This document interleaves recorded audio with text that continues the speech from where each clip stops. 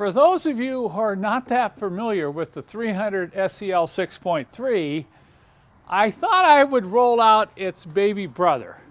If you've seen any of my other videos on this car, you'll recognize it. This is a 1968 280 SEL, and this is a 1970 300 SEL. Now, if you look closely, there's only a few subtle differences. Both of these are long-bodied sedans. That's the designation of the L. And both of them have the exact same configuration: sunroof, power windows, but you can notice a very subtle difference on the 300 SEL. I don't know, I'll drop the hood down. You have this little extra chrome around the doors and on this windshield post here. That's one of the ways you can spot a 300 SEL when it goes by you going down the road without looking at the trunk badge. The big difference in these cars is twofold between the two here. Number one, the suspension. This one is called a W108, and that designates this body style, but with your standard spring and shock suspension. The 300 SEL over here has a totally different suspension. It has no springs, it has airbags. And those airbags are pumped up with an engine-driven compressor, and there's a bunch of valves in there that keep the car on the correct ride height. I've also done another series on rebuilding the leveling valves in the 300 SEL. So this is the W108, this is the W109, okay? But the big difference now between the two cars here is this engine. And the reason I wanted to show you this comparison is I'm rolling up my sleeves today, and I'm getting in here, and I have to pull the spark plugs, and I have to get to the fuel filter. Well, when, a lot of you know about how the 6.3 was developed, but it was back in the late 60s when a bunch of the Mercedes engineers got together and said, hey, you guys, let's have a little fun. Let's take this big V8 out of the 600 limousine, and let's shoehorn it in the 109 chassis. And they literally did that. It's literally shoehorned in there. So getting to some of the components is not a lot of fun, folks. It's not a lot of fun when you compare it to this sweet running little 6-cylinder inline engine. So I'll bring the camera in, and I'll kind of show you just the difference of the two engines as they sit in the engine compartment. And I hope you'll feel some of the pain that I feel when I'm going to have to tackle working on this engine here. As I mentioned, the model designation is 280 SEL, and the 280 is the engine displacement, or 2.8 liter. This is the standard overhead cam 6-cylinder engine that Mercedes had in many of their cars through the 1960s and into the very early 1970s. Notice it's fuel injected, okay, and you probably can't see it underneath the injection system on this side, but it has headers. It has, single overhead camshaft.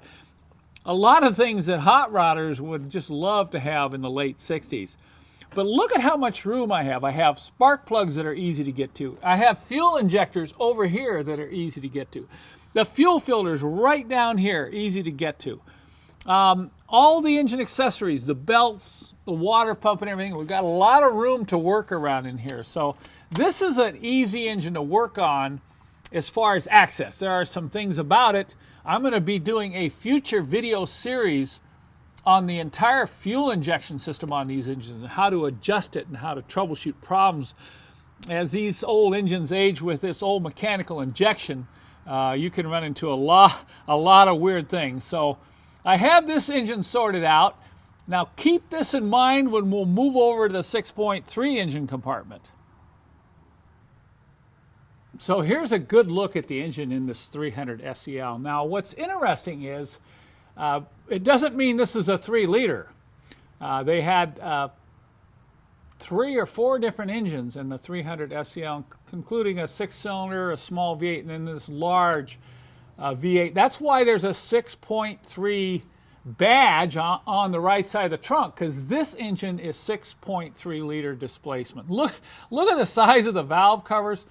And you can see I've got the fan about a ½ inch from the radiator, and this is about a ½ inch from the firewall.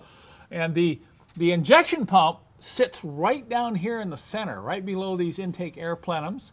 The fuel injectors are right along the side here. They're not real easy to get to with this intake manifold and the large valve cover.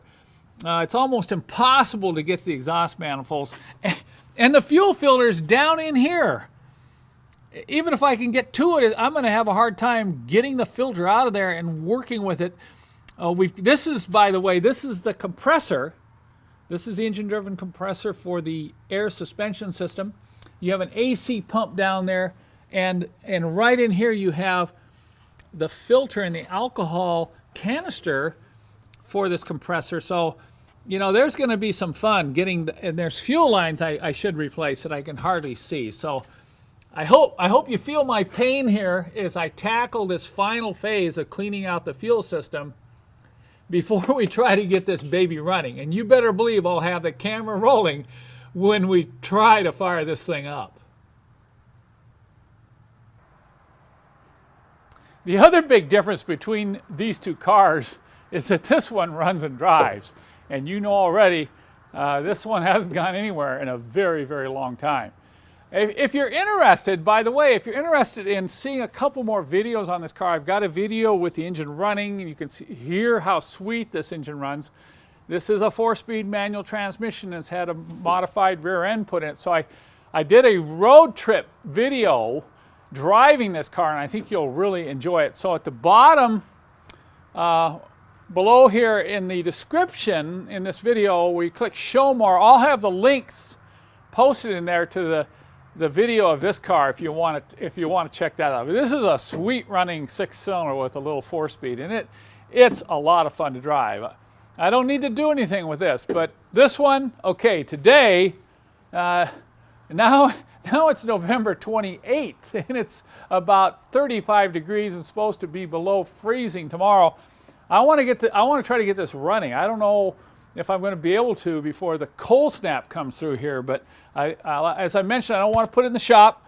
I got to get that fuel filter out, get the fuel lines flushed, and we're going to do some inspections of the fuel injectors and the fuel injector lines to see if they're varnished up as well. So I'm going to get to work here. I turn the camera off and get to work. If you want to keep watching the series on this 6.3, The Beast Coming Back to Life, be sure and subscribe to my channel, and I'll have a playlist specifically on this car.